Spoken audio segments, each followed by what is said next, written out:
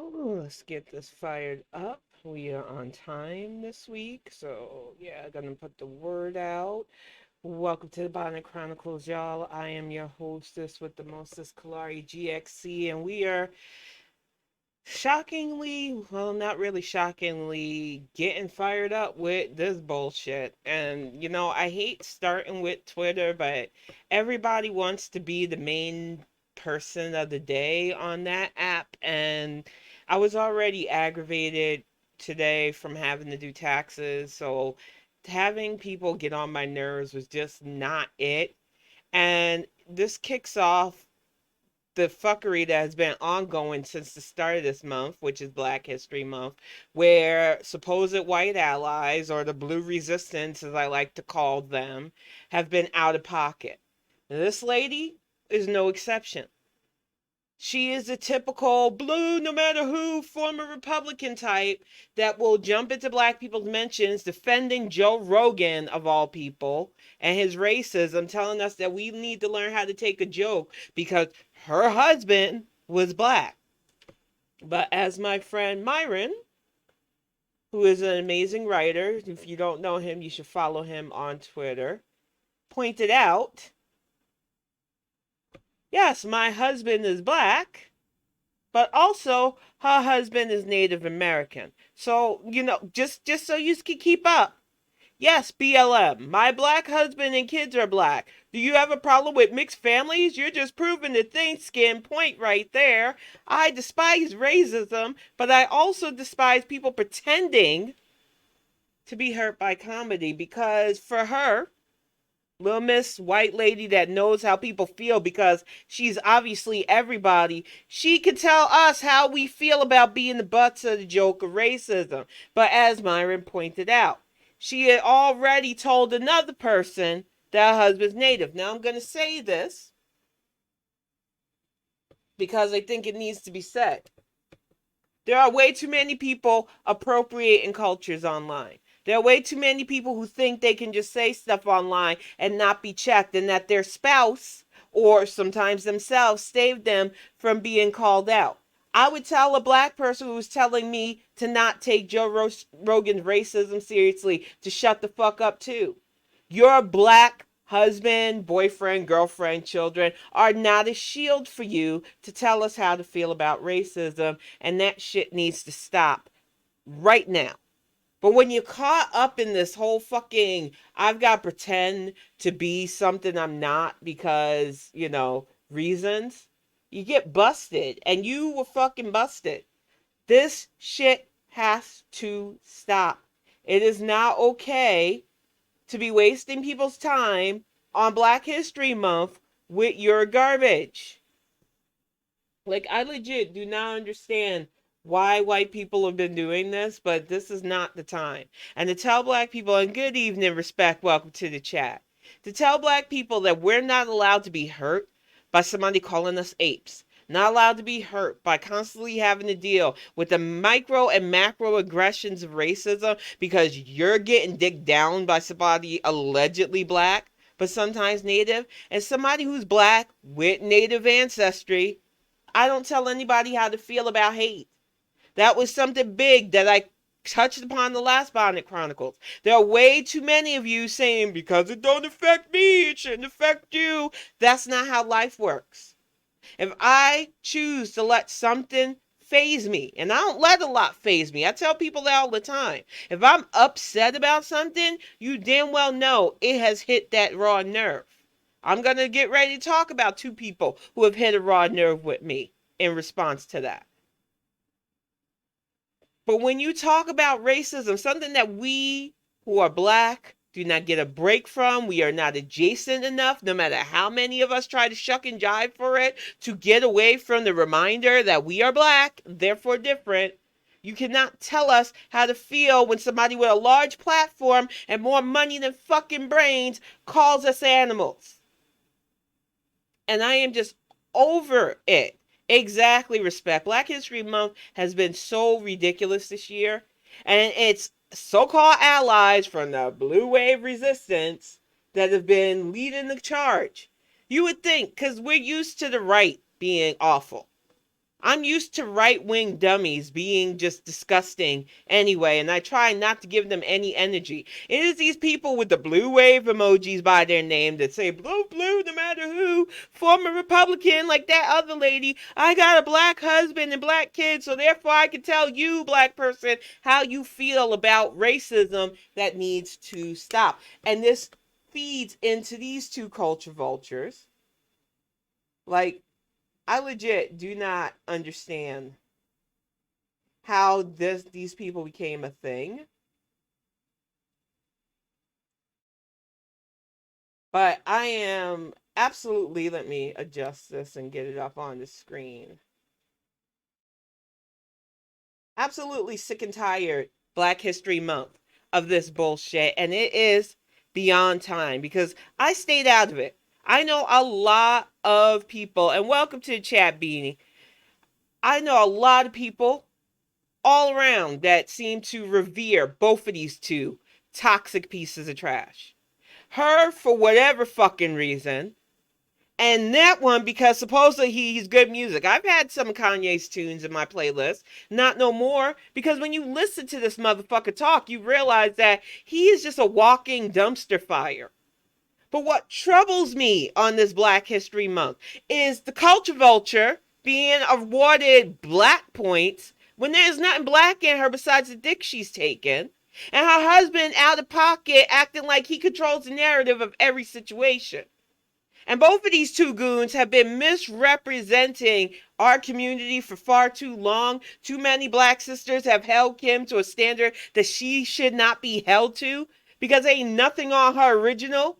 Not even a fucking body that people be going crazy for. But on top of that, Kanye's music ain't that great. His sneakers are fucking ridiculous. I literally seen a pair of sneakers that look like a pencil case that I had in the 80s for $500 something. What is going on? What is this simulation and how can I get off of it? Is what I'm trying to say. But these two have been out of pocket all week. Their marriage falling apart has been nothing but gossip and tabloid fodder. They're going back and forth on Instagram, back and forth on Twitter. This idiot is threatening people for daring to care about their concert goers because his buddy, who he's supposedly going on stage with, even though the guy got dropped from Coachella, which in itself is already problematic. Why, during the fucking pandemic, do you need to go to Coachella? But since it's gonna be a thing, the fact that you think that you can shut Coachella down because Billie Eilish took the time to fucking care about somebody who couldn't breathe at her concert, which is more than I can say for the Kardashians crew, whose boyfriend, Travis Scott, I don't even know which one of them, one of the K's in the Kardashians crew, boyfriend, decided to keep the show going as people were fucking dying at his concert. But this is the kind of garbage that Kanye wants to fucking pause on. He wants to halt things. He wants to make a woman apologize for something that isn't. She even mentioned Travis. This wasn't a direct diss to him. The fact that you took it that way should tell you about yourself. But you're a piece of trash. And I am so fucking tired of these two being elevated to any kind of status where they can put garbage shoes that literally, one of the shoes that like for something look like an ashtray. You're telling me that a fucking holy piece of silver garbage is worth $400 something? Why are these two still a thing? Why do I know about who she's fucking now? Why do I know about who he's dating now? Because we keep ingesting this garbage. We keep making it relevant and it needs to stop. It is Black History Month, and I am saying for our own self-protection and preservation, this shit needs to stop being a thing. Their fame needs to go to the wayside, because this has been a long time coming, and like I said, I didn't want to risk being called a hater. I didn't want to risk even dealing with their fans, but if you are still a fan of these two in this day and age, I don't give a fuck about what you think about me, because obviously you don't have taste. You don't think for yourself, and you obviously like toxic garbage. Toxic garbage that can get mad at a fellow musician who cares about the safety of her concert going. Or this one who is literally famous for her sex tapes. Can you legit, besides her pouting and holding a Balenciaga bag awkwardly, tell me something that this woman has done talent-wise? I honestly want to know, because I, for real, cannot understand how the fuck she's famous. Why the fuck I hear about her 24/7. Why her very public falling out marriage is all over the place. It's fucking embarrassing. And then to have Vogue have her feature, and to have a Vogue thing, because it wasn't Vogue directly, and I need to make sure that that's put out there. Even though Vogue is the one that put her on the cover, it was some little Vogue stand account called Pop Sugar that wanted to try to say she was channeling her inner black woman. This is why the gloves are off for the Kardashians now. I was making little digs here and there, but now it needs to be said. You cannot keep amplifying this fraudulent existence when there are plenty of actual black women out there. Beautiful black women who feel so insecure that they are at the end of their fucking ropes. Like our former beauty pageant winner who is no longer with us. Y'all will elevate this fucking silicone walking gel doll over beautiful black women who are here, who don't need sculpting and carving and fucking injections to get our features. You would rather amplify a fucking fraud, and it's not just her. The whole daggone clan of them are like this. And I'm just so tired of not being able to speak up, because as a black woman, oh, you're angry, oh, I don't give a fuck if you think I'm angry or jealous anymore. For real. This is fucking ridiculous. And Kanye lost me when he talked about he didn't like reading in the first fucking place. So I'm really tired of hearing about Yeezy. He needs mental health help. I'm saying this as a diagnosed schizophrenic. There's something wrong with him, and he is just one bad day away from being the fucking Joker, and you know it. Y'all keep letting these people act like this, because it's like you're waiting for this train wreck to happen.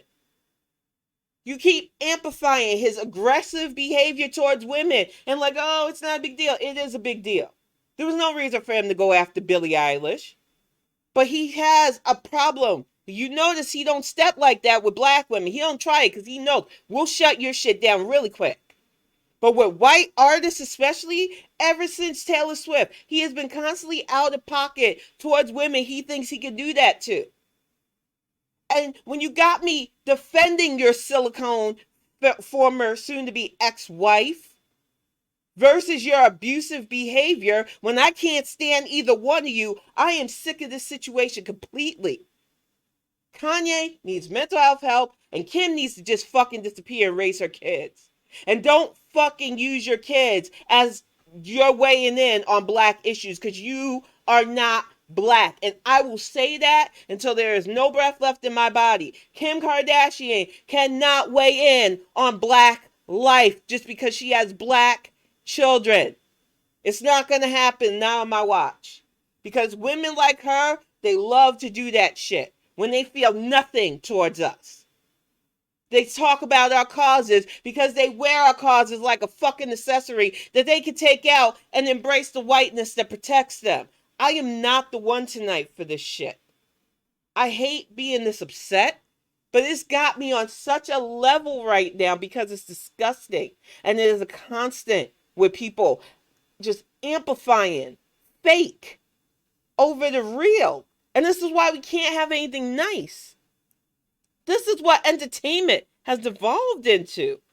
This is why Black History Month has been full. This is like a publicist's nightmare, the shit that people do online. It used to be, even though Hollywood was never perfect, there was an air of decorum where you didn't know every single dirty tidbit of their lives. Now, you're shocked if you don't have a sex tape out. You're shocked if you're not seeing their very visible transformation from one look to whatever look is in.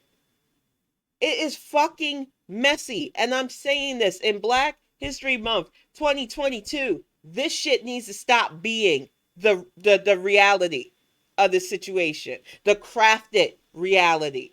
Because it's garbage and it's getting on my nerves. And then you have the media, who have been complete and utter garbage. This old quote right here, let me make it bigger, by Nick Confessor. And I know it's covering me right now. I'll get it out the way in a moment. Just today at the news meeting, all the reporters chimed in with the stuff they're saying, saving for their books. Editors then handed out bonuses based on how much each reporter was holding back. It's how things work in the old mainstream media, the only path to success. Now, Nick was being sarcastic with that. I get it. It wasn't funny, because a lot of us are feeling that way. Last year, I got reamed by idiots who were mad at me for calling out Bob Woodward for literally sitting on COVID information that could have saved lives to sell a fucking book. I don't know. He backpedaled that shit really quick. He deleted it and then acted like it wasn't what he meant to put out there. All I know is that these people play these games because it sells. You got Maggie Haberman, who I hated in the first place. I'm not a fan of the New York Times. I've been very vocal against the New York Times for years because they've always been on the wrong side of history. And it drives me nuts as a writer because people are like, are you going to try to get on the Times bestseller list? No, I don't fucking care for them. I don't give a fuck. I don't care for the New York Times. And when you have people who would rather have access journalism, when you have people who have been so far up Trump's rectum that they can't even tell where the shit smell starts and where they begin, it is frustrating to have Maggie drop her tell-all book, her explosive book. Because you know, for every person like me who don't deal with her shit, who won't buy her shit, there are still people who are going to buy it because it's a tell-all book. We need to stop. It is like junk food for the mind and soul, and it is not good for you. You have to stop. These reporters have shown how broken our fourth estate is, where they can take to Twitter and act like little fucking trolls, and then act like, oh, it's my right to say that. It's my right to complain about this administration, even though they're getting stuff done in 1 year after 4 years of fucked up fascism. And that is the heart of why I needed to do what I needed to do tonight, because I was tired, y'all. I'm not even going to fake the funk. Y'all have seen my tweets. I've been dealing with fatigue, exhaustion, and all the like. I had to do taxes today, which fucking really, every last brain cell in my body started to shut down after I finally got my tax forms figured out and submitted. It's exhausting. And that was even without the extra headache of senior care dependent, which I had to try to deal with last year and hurt me last year. Claiming my mother, who was my fucking dependent, dinged me. So I learned my lesson. Never again. Because the federal government doesn't seem to think that having to pay for your parents' healthcare costs and bills and expenses and all the stuff that I incurred when she was living here was enough for me to claim. Even though I had to come out of pocket for those. So it was very frustrating. And so many of us are going through that right now. So I took it to Twitter to vent. It was tiring realizing that even though people depend on you, you can barely claim the people that you've given birth to as dependents without having to jump through hoops. The U.S. income tax system is a pain in the ass. And it doesn't even begin to touch how many of us are literally struggling just to provide elder and senior care for our family. So that really, if you're a politician and you want to run on something, since it's going to be the heart of tonight's topic, you need to look into why senior and elder care is still not a focus. We have millions of seniors in our country right now, either in facilities that are barely being looked after or at home with their families while we all struggle to meet their needs. The main reason, besides her toxicity, why my mom had to leave was because I could not do the physical and financial care for her anymore. She was literally bed bound, and it was too much. And having people in and out of the house during the pandemic was already stressful enough. So in 2020, when I could finally get her out of the situation, she was gone. And then in 2021, for the half year she was still there, I tried to file and got reamed for it. So I learned my lesson. I have to eat the loss, but I'm telling you, I am far from the only American who has to do that duality of taking care of my kids and taking care of my parents, and something has to be done about that. And the only way for something to be done about that is to have the Build Back Better plan.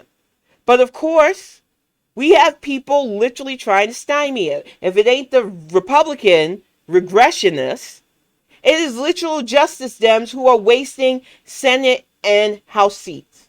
And this is why I need to talk about populism tonight. Because that's how a lot of these little fucking wastes of space got into their place in the first place. And we see it in these upcoming midterm campaigns. We see terms like Medicare for all being tossed around. We see terms like working class being tossed around. We have all these hot button topics that the Republicans love to run on. CRT, shit that really amplifies their base, but our side is not immune to it either. The free nonsense, which I won't even lie, back in 2015, before I got wise to it, a certain Vermont senator had my eye for a bit. Just a small bit. Because as a mom whose kid wants to be in science, who has college coming up in like 2 years, I realized that I need to focus on how I'm going to pay for kiddo's school. And I had this gray birdie in my ear talking about Medicare for all, free college. I'm going to get you everything you need. And it sounded good at first. Until I realized that A, the numbers don't crunch, B, the guy pushing it wanted to ignore the fact that our kids were being lynched, ignore the fact that we lost Tyree, Trayvon, Mike Brown. So many of our kids was identity politics to him. Even if I could forgive the fact that Medicare for all in its current state is not a feasible plan at all, his own people crunched the numbers and said, it's not going to work the way you want it to roll out. And still, he won't stop. Even if I could ignore that, which I can't because I'm a numbers person, the fact that he dismissed women's issues, LGBT issues, black and non-black POC issues as identity politics showed me all I had to do about Bernie. And it was a bust for me because I was not going to give that man my vote. But some people gravitated to his message, and they still do, even though they don't translate that into votes, because populism stems on that selfish desire to center your desires. Whether your desires helps everybody or just people that look like you, populism sells to very selfish, self-entitled people. And I'm sorry, it's going to hurt some feelings. But there's a certain demographic who definitely gets more susceptibility to populism than any of the rest of us. Because we don't grow up hearing, oh, you can just hold back your vote and it won't matter. Our votes are always the ones that matter. Vote like black women because we know what the fuck's at stake. The few that can try to act like they can play those games, they know. That's why 90% plus of us always turn out. We know we can't afford to play around with that stuff. Pragmatism has been our best friend since we could think. But the rest of you are so used to my way or the highway. And that is why you are susceptible to populism. Because a populist message will tell you free college and UBI is more important than making sure that stuff that needs funding gets funding so that neighborhoods are better, so that we have a lesser crime rate, so that citizens feel safe calling the police instead of fearing that they'll be the next victim of the police. Y'all want to talk about defund the police when that is the last thing the police force needs. The police needs regulation. The police needs money for social work. And the police needs less white supremacists feeling comfortable wearing a badge. But some of you like slogans. Because once again, populism is it's just seductive to people who don't want to think. It's seductive to people who want simplistic stuff, who want to only amplify their things. And populism isn't just for the far left. We see it in the right, and we see some Dems that play those games. That's why I always record skip when a Democrat who I have hope for starts leaning into that populist rhetoric. Oh, we need to do that. Or just a piece of garbage and try to come back. Al Franken, don't come back. You could have fought all the allegations against you, Mr. Man. I hate that they even have to bring you up, but people seem to keep wanting to relitigate your situation, so I'm going to put it this way. If he hadn't been guilty, he would have went before the committee. He would have laid it on the line. He chose to resign. Nobody can force a grown man out of stuff, especially a grown white man who has more than enough people backing him and holding him up to fucking undeserved pillars. And he has celebrity behind him. Al Franken chose to let the allegations against him tank his career. And I'm sorry, when you have that many accusers, if you're not going to stand and face them and take whatever chips lie from it, then you don't get the right to act like, oh, I shouldn't have dropped out. Fuck out of here. I am so sick of that man's name coming up every once in a while. I don't even want to see him trending no more. So can we stop making him a thing? And exactly, Medicare for All has really been too much of a rallying cry, respect. And it feels like it is a drowning message now. Like, they know they can't save themselves when they utilize it, but they still throw it out there. And they try to drown out every other issue that we really need addressing. You want to talk about real life or death issues, like having cops shoot people in the back, having police being at our January 6th riot and being the victims of the January 6th riot. We want to talk about the January 6th riot being a domestic terrorism act.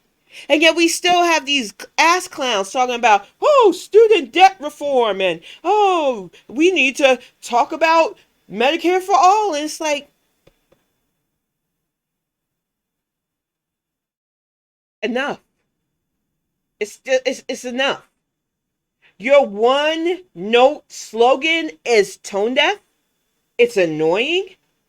And we cannot afford to keep listening to the kiddie table of politics and character actors who think, look over here.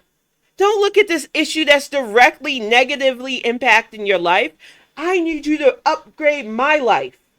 I need you to give me free college, even though I took a private loan, which has fucking nothing to do with the federal government, at an insane rate, and I need forgiveness for it because I took a job that won't help me pay that bill. The entitlement is what gets me. You got these motherfuckers tweeting to President Biden to help them forgive a private loan that they didn't have to sign up for.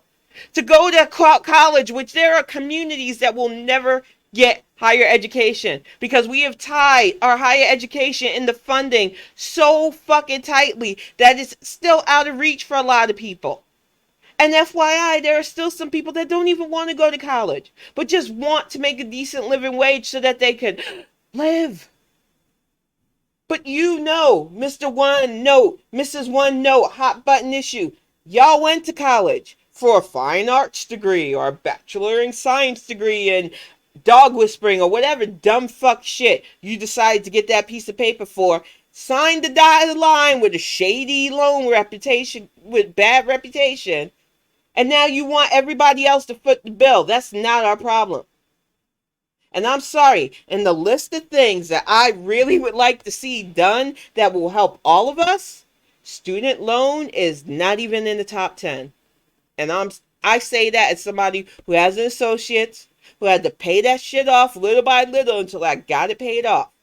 And it's not a matter of I don't ever want to see it happen. It's just not in the top 10 right now. I know that people shouldn't break themselves to go to college. But I'm sorry. It irks me that people have already got the opportunity to go to higher education, still think that they need a better leg up than the fucking rest of us who are just trying to survive being the next fucking potential hashtag. I am tired of my issues being told to wait for somebody else's entitlement. And the problem with populism is it roots itself in classism because everybody in this fucking country just seems to think that they're just a displaced millionaire or billionaire. And that somehow some politician is magically going to make your life full of money. That is not how this shit works. It trips me out how many of you seem to think that your financial cushion is more important than our societal safety.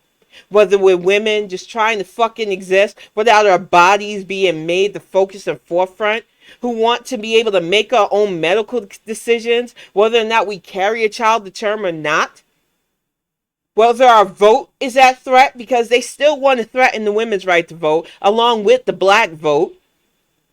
And don't think as a black woman I'm not feeling the double whammy of that.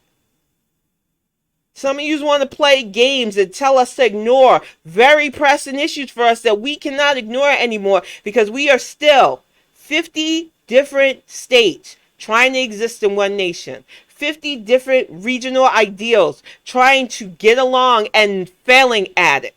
And I will not stop repeating that fact. That is why populism works for some of these states. That's why Bernard Sanders, even though I keep asking him, what is this fucker doing for you? Keeps getting elected because he has enough white people out there believing that he's their messiah. He'll get them that magical universal health care, even though his universal health care plan is a puzzle piece of shit he grabbed from other people that doesn't work. We all want a better healthcare system. I am currently on Medicaid and Medicare for my issues. It fucking sucks ass. I want it to be better. But I can tell you right now that the current government-run system is not it.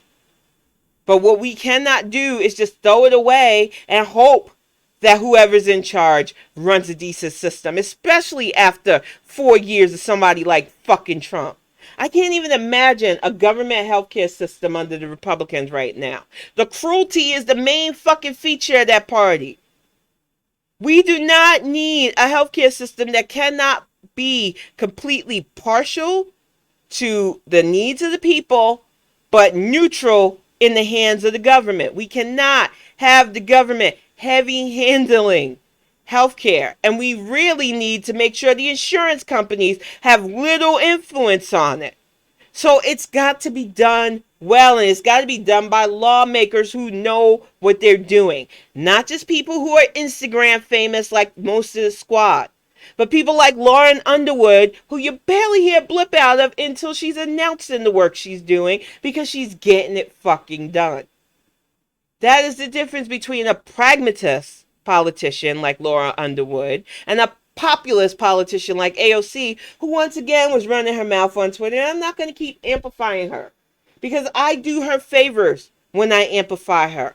I want her out of politics. I want her primaried. I want somebody who can actually do good for New York in that seat. We are already working on Rashida Tlaib here in Michigan. There is a fine young woman, and I'm going to have her name for Tuesday, running against Rashida Tlaib. Bet your bottom dollar I will be putting up everybody who is primary and squad members because they got to go. And like I said last week, and I know some people took it to heart, and it ain't my problem. I meant what I said about the king and wannabe queen makers. I get that I step on people's toes by being matter of fact and blunt, but I'm telling you right now, it is not our place to tell people whether or not they should run or not. We are no better than the Bernie brats who tried to do that to Kamala and then tried to make fun of her when she decided to put her campaign staff first. If somebody wants to run their shit into the ground and embarrass themselves, that is their right. I wasn't calling anybody out, but a few hit dogs hollered at what I said. And I'm not taking it back. I feel like a lot of us start to get this amplified ego based on the amount of followers we have and the amount of sway our words have. And I just want people to be mindful. We are not key players in this. We might use our voice to amplify campaigns and stuff, but we are not in DC. We do not directly impact politics in that way, and I need people to remember that before they step too far in it and get hurt. We are all just one tweet away from being persona non grata from people, and egos make that shit happen. I told you, if I was in PA, I'd probably be voting for Connor. For my own personal reasons, I think he is the best choice for Pennsylvania. I think he has a solid head on his shoulder. I think he knows how to campaign. I think he knows what the people of Pennsylvania want and need. He's not using a populist message like working class, unlike a certain brother man who I would love to support. I was cheesing at the fact that Malcolm Kenyatta put his recent wedding pictures to his husband up. He is somebody that I fully support, his lifestyle, who he's trying to be, but I don't think he has the political chops yet to be in the big game for politics, but it is still his right to run. I get it. There are a few of us that think he's wasting his time. But name recognition is the biggest part of this game in politics, sadly. And I've seen far too many people who dip their toes in it, making their run, and then just stop because it is daunting. Because people want to tell you, oh, you're not known enough. You should just drop out. I just don't want to see that happen unless y'all plan to run. It's like I said, I had to bring myself back because I said the same thing to Nina. I really feel like Nina Turner is just a waste of space chaos agent. It's her right to run. I'm going to laugh when once again she loses. I am just hopeful that we can mitigate the damage she's going to do because she is just there to depress the white vote. She's not going to get the black vote. I'm telling you that right now. If she's lucky, she'd get maybe 0.5% of the black vote at this point in Ohio. And I'm being generous with that. She is there for white voters. And if you're a white voter and you're about to get sedity and get mad at me for it, there ain't nobody else propping up Nina Turner. You look at black Twitter and we're like, we don't know her. We do not know her. And the few that try to say, oh, I know Sister Nina, I'm kind of suspect because most of us don't call her sister. And unless you go to church with her, which I doubt, y'all need to miss me with that. There are very few verified black people I've seen going hard for Nina that doesn't have an MSNBC slot to let her spout her anti-Biden rhetoric. Nina is heavy populism. And it's not even a set message. Hello, somebody.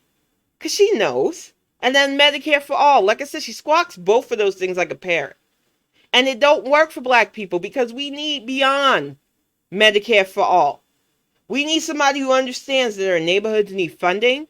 Our schools need better restructuring. Our neighborhoods need less gentrification. And we need a politician whose office is going to be open to vote for things that better all of us. Because that is the difference between a populist and a pragmatist. We want better for everybody, not just the people that look like us and not just the issues that affect us. Because we've never had it that way in the first place. We understand that it takes time to get the things we need. We came from a place where we were dehumanized. We came from a place where our relationships weren't respected. Literally on the books, a relationship like Axiom and Minds was illegal 50 years ago. It took the Loving versus the state of, I believe, Virginia to allow couples that were considered mixed race to exist together, to marry without risking jail. That is the reality of our country. And it wasn't even 30 years ago that LGBT couples could not even be open, but definitely couldn't sign a marriage certificate. Progress takes time, and it's incremental. And I know it can feel painfully slow to the microwave generation. Welcome to our world. But if I've learned anything, patience and pragmatism has gotten me further along the lines of progress than just demanding and stomping my feet and not voting. And some of you who fall for populism do that way too much. You want to know why we can't just pass Build Back Better? You want to know why Roe versus Wade is in jeopardy? It's because so many of you fell for populist messages and stayed your ass home. During every viable midterms, we needed you to turn out, thus giving us states that could just stymie any path to progress we have. Y'all demand and want so much, but you refuse to do your bare minimum, and then you put it on other people. And thank you for the gift sub, honey. Oh, thank you. It went right to beans. It drives me up a wall that people don't connect the dots. Don't realize that things can't get passed when we don't have enough representatives who want to get it done. And when you've got people with a D in their name to say things like, well, I'm just not going to pass this because my Green New Deal wasn't added to it. And I care about the environment more than I care about people being evicted from their homes. Well, I care about people being evicted from their homes, but I don't care about vet bills. And it's like, why can't we have people pay attention to all of it? That infrastructure bill hit so many things that can help so many Americans. But you got these justice dems who want to fucking stymie and pet peeve stuff. Stymieing stuff does not help us. Because, like I said, some of you are so entitled that it's like, well, I'm not getting this, so I'm not going to vote. And then you wonder why, when your seat falls to a Republican who's definitely not going to vote in your best interest, things don't get done. It really is time for you to make the correlation. Can't get nothing when you put no effort into it. And some of you put absolutely no effort into politics except to go on Twitter and bitch about what you're not getting. What did you expect? You don't vote during the midterms. Your state senator decides, I don't want to pass this. Or like Susan Collins, I don't agree with this. Or I agree with it on the record, but my vote says I'm not going to do fuck all. And then you just wonder why we get nowhere. Why the fuck is Susan Collins still in the seat? She is a legit waste of space. And don't even get me started on our House of Representatives with idiots like Mary Taylor Greene who, like, she doesn't know how to say Gestapo, which I'm not trying to make fun of speech impediments. I know how hard it is. When I get flustered, I can fuck up words like the next person. But she is a literal walking, talking Muppet. Why is she in a representative seat? And then Bobbert, who every time I hear about her, it's either guns or something really stupid and creepily sexual. I am fucking tired of these people being in our House of Representatives. And I'm pretty damn sure both of them have ties to the insurrection last year, so they probably should be in the jail cell. It is like, come on. Why are these two people wasting a seat? Welcome to the chat, Baylor. Welcome to the chat, Terry Antico. And it's populism that has driven our politics for far too long. And I remember studying the history of like political cartoons, guys like Thomas Nast, and developing things like Victoria and Uncle Sam and stuff that was eye-catching, that got people fired up to either buy war bonds or vote or enlist. I get the power of a popular message that stirs the heart of the people, like Yes We Can from Barack Obama. But when you listen to these things, if the message isn't for all of us, you should be wary of that. One of the things people wanted to ding Hillary about was that stronger together message because, oh, it's too soft. Some of y'all really want us to just be the GOP, but more diverse, and that can't be. Politics is for all of us. And most of us Democrats realize that even though they hate us, our policies have to help the Republicans too. This country is never going to be healed if we continue to treat everybody like our enemy and think that this is fucking normal. Yes, I don't like the cattle dewormer crew. I think the fucking Trump worshiping death cult are sickening. But do I think that policies that help them is a bad thing? No, because it helps us too. And that is what being a pragmatist means. It means policies for all of us, even the Americans that get on our fucking nerves. And I think enough of us are starting to see it, but it's still worrying that the media would rather amplify people like Toenail Eating Toasty and the squad, because they are scandal. And our media has already shown that they would rather tout negative and toxic because they know fear and upset gets us clicking. Fear and upset gets us watching. Fear and upset has us retweeting their bullshit. And if we stop engaging and amplifying their toxic populist message and just focus on the task ahead, vote for people who want to get the job done, like Ralph Warnock and Jon Ossoff. Jon Ossoff and Mark Kelly just co-sponsored a bill with 7 other senators to stop people from being able to buy stocks. Because we've seen from what happened these last 2 years with COVID, how sneaky and shady they are. It hurt my heart to find out how deep in pockets Senator Burr was from this fucking pharmaceutical stock scandal. And I didn't vote for Senator Burr, and I made it clear to his office when they helped me get Kiddo and my passport situated a few years back that I'm not a Republican. I will never vote for you. And when they asked me to potentially cut something for a campaign ad, I noped it. I don't have to do that. It's your job as my senator to help me out. I don't have to quid pro quo that with a fake ad for you. So I 86 that really quick. There was no way I was going to say that. I did let people know that Senator Burr's office did their job. It is your senator's office, whether they are Republican or Democrat, to do the job that they need to do when you call them, whether it's a state or federal matter. I've called Senator Stabenow's office to deal with the stuff we're dealing with the unemployment stuff. It is their job to help their constituents.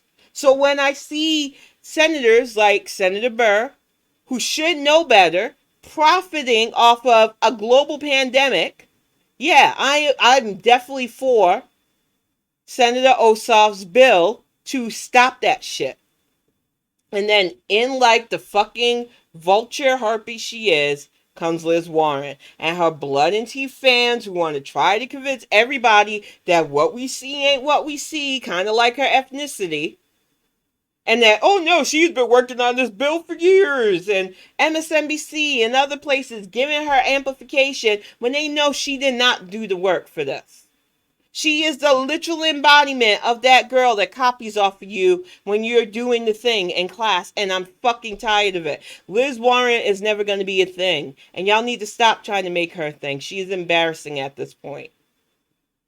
I am just so sick and tired. And she's another one. Every other day talking about student debt loans because she's still trying to capture the so-called youth vote.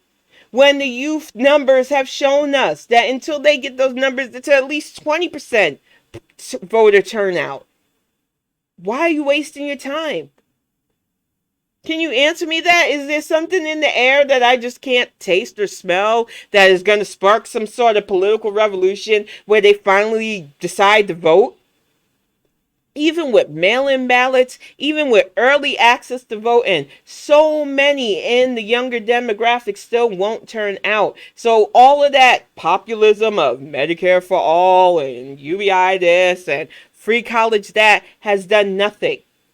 Yeah, you get a whole bunch of loud Twitter trolls that people want to write think pieces on and spread that false narrative that this is the wave of politics. You get those Parkland brats and not the girls. They never amplify Emma. But I sure hear enough out of Kyle's dumbass that want to act like they are the wave of the future, but they do not come out to vote. So I'm telling you right now, populism is toxic. Populism doesn't bring progress, and it doesn't bring out ballots.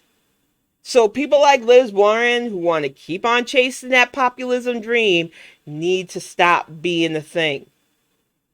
It's exhausting at this point. And calling her out tends to bring out all her little side foot soldiers to fuckery. I will block you with a quickness. Just because we supposedly vote in the same party doesn't mean I gotta like you.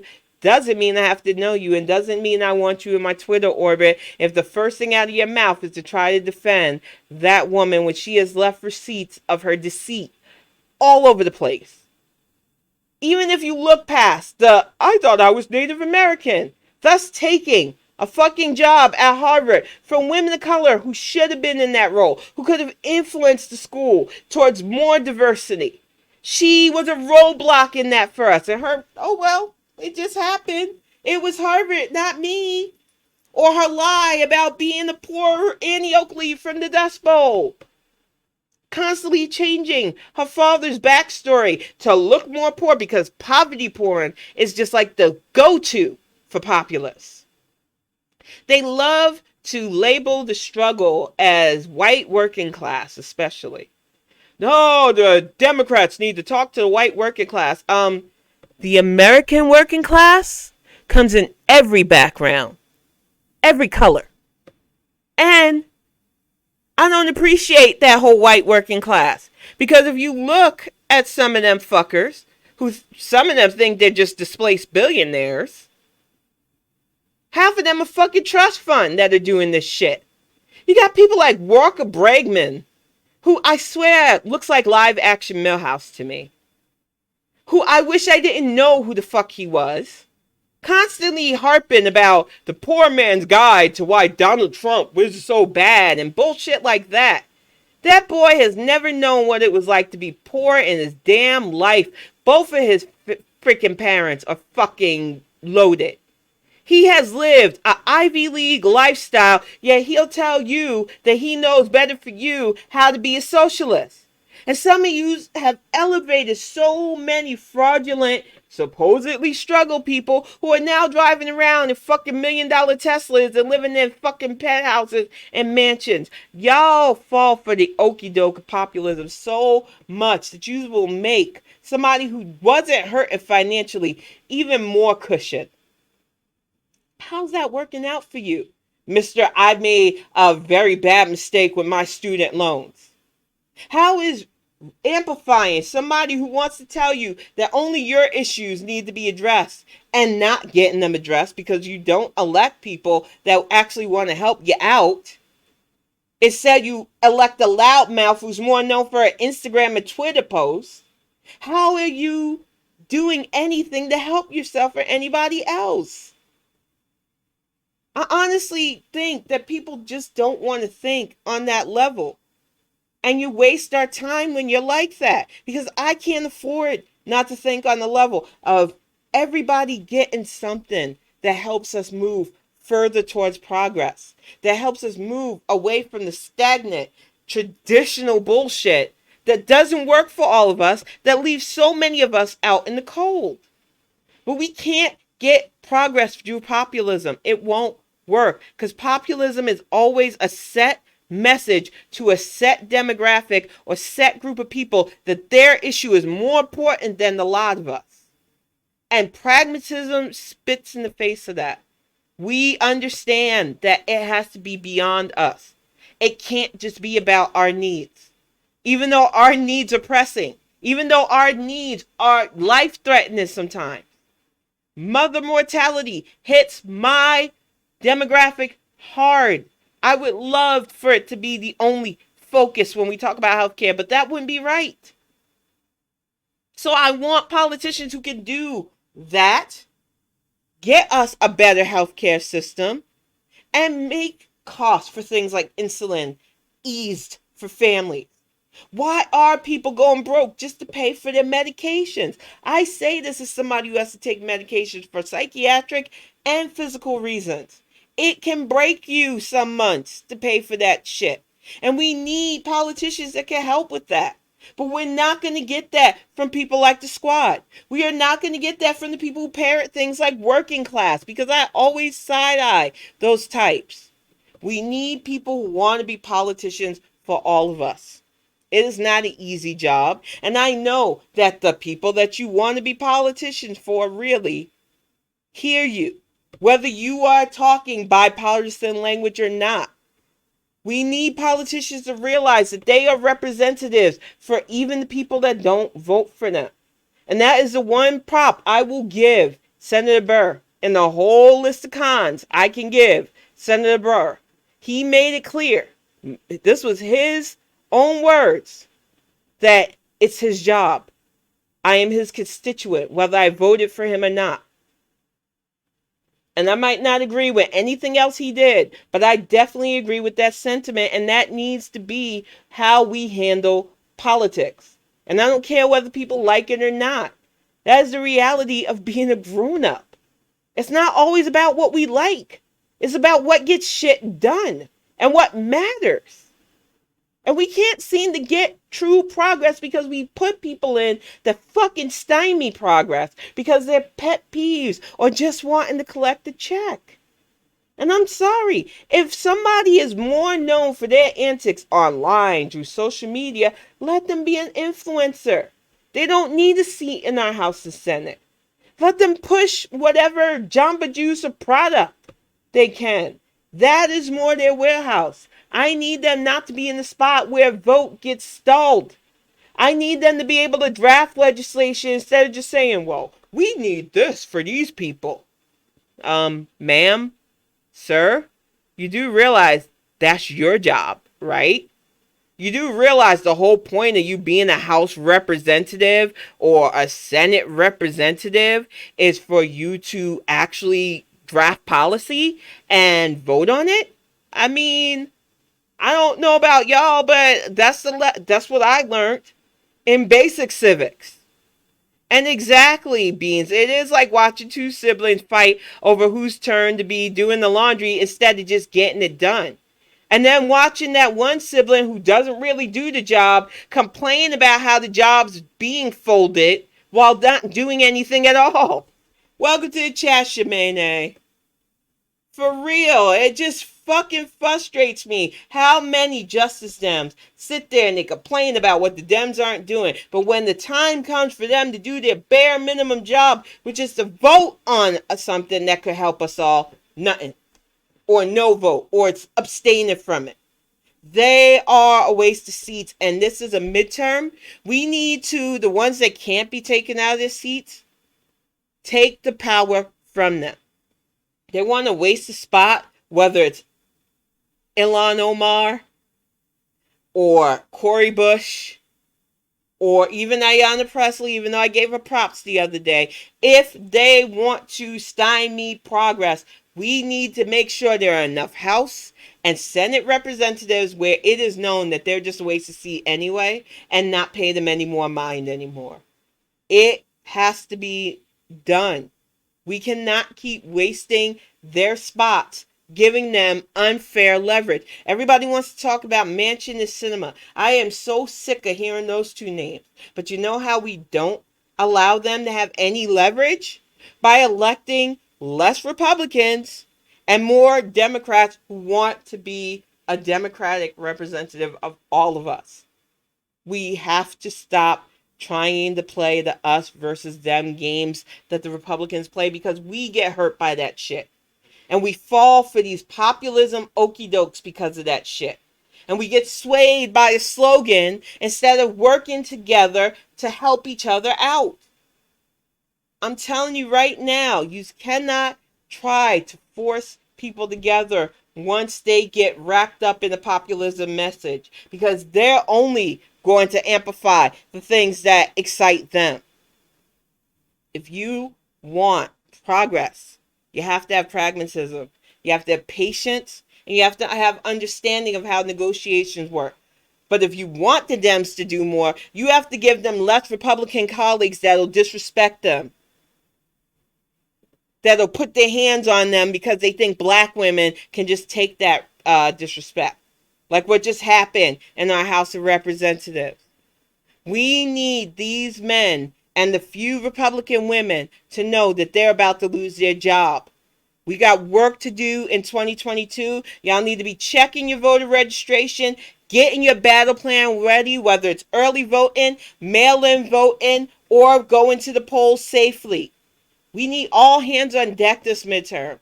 Because like I said, they may be predicting a downturn for the Democrats since last year. And I want the media to look like fools. Even more so than this last week of book selling bullshit.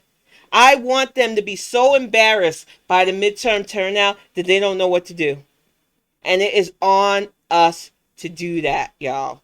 And she is a disruptor.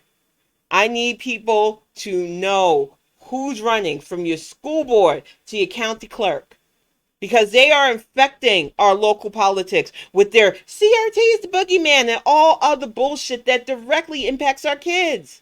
These people are storming schools to disrupt mask mandates, keeping their kids safe when we are still at high infection rates, especially during the winter. We know that they don't care.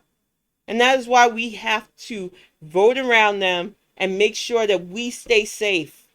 It is very important, y'all. And I would love that, Shemema. If you do, let me know whatever I can do to amplify your voice.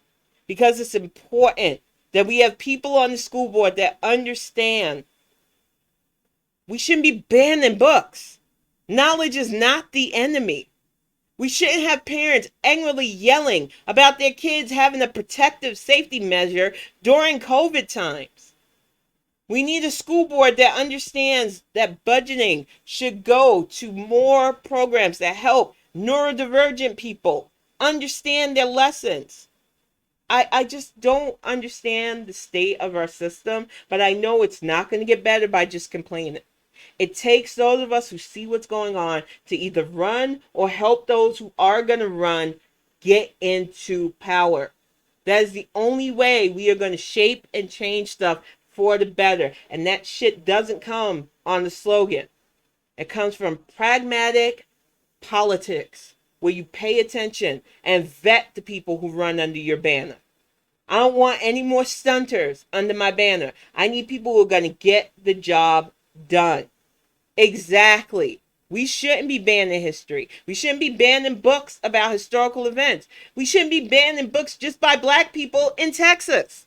But that seems to be a thing now, and it's got to stop. And the only way we are going to stop it is to run, is to vote.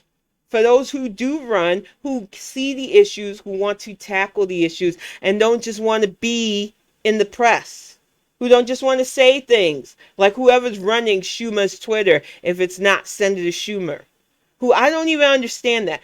Today would be a good day to cancel student debt. No, Charles. Today would be a good day to rally your senators to pass the Build Back Better bill.